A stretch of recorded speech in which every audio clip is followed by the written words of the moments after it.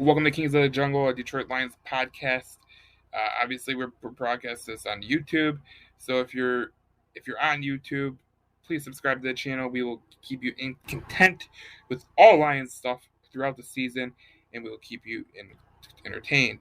Obviously, today the Athletic came out with an article where they ranked the quarterback tiers for 2022. They asked coaches and executives, and they basically polled a lot of people who are important people in the business. Um, Jared Goff checked in it as a tier 3 quarterback. And what it says about a tier 3 quarterback is a legitimate starter, but needs a heavier running game and or a defensive component to win. A lower volume drop back passing offense suits him best.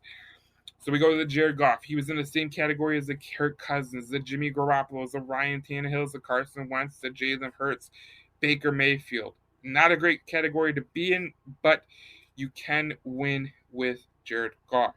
It's up to him to show that these rankings were silly, and he will have the opportunity to prove himself in the upcoming year. But what they said about Jared Goff is this.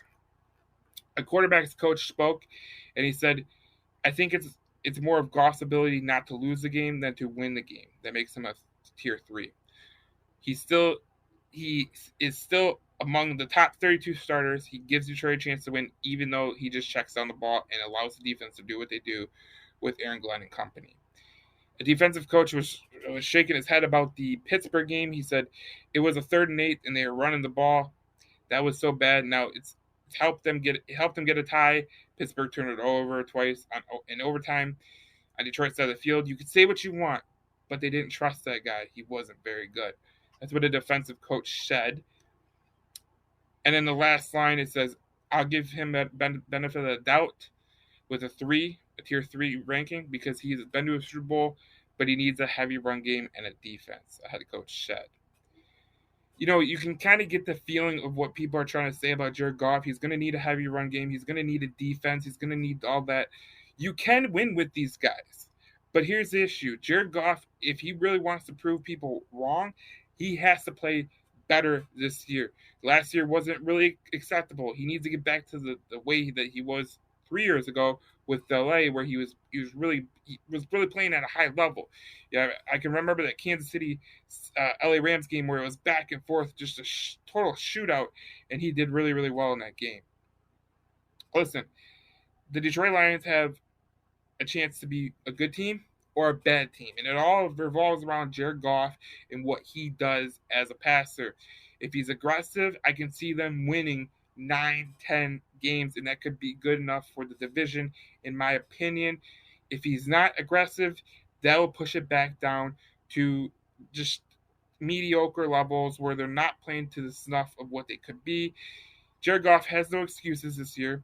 He has a top 5 offensive line. He has a rushing game that could be really, really good. He has an offensive coordinator who is very, very creative. If there's a guy that's going to really help Jared Goff, it's going to be Ben Johnson and Dan Campbell. When they took over play call last year, you've seen the offense started to click, and I'm looking forward to that and seeing that. And if it continues, that could be a good thing for Jared Goff because he really needs that type of from the offense. It's going to be interesting. If you're a Detroit Lions fan, obviously you have been used to kind of this hype that grows in the preseason training camp.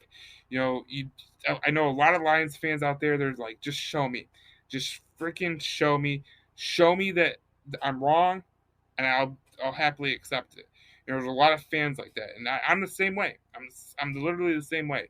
I think that if I want Jared Goff to show me that he could be a quarterback that I could trust to lead a team to a Super Bowl victory in Detroit. Obviously, you know, being a quarterback, it's not just a quarterback game.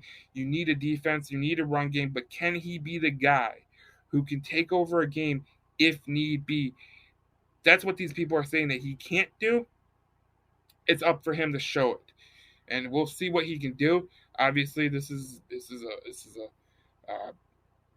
a critical year for Jared Goff. If you look at Jared Goff, he needs to have a good year. This is pretty much a career-defining year.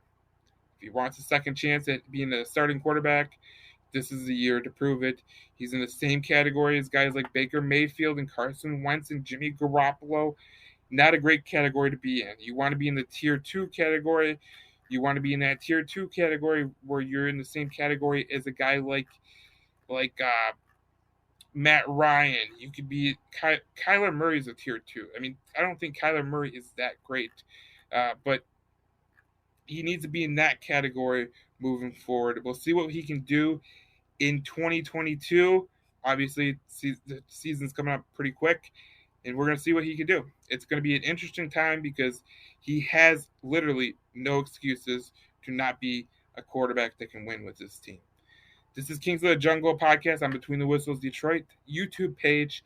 Subscribe and like for more content. We will give it to you all throughout the preseason, training camp, into the season, and we'll give you all the teams that you want. This is Between the Whistles Detroit.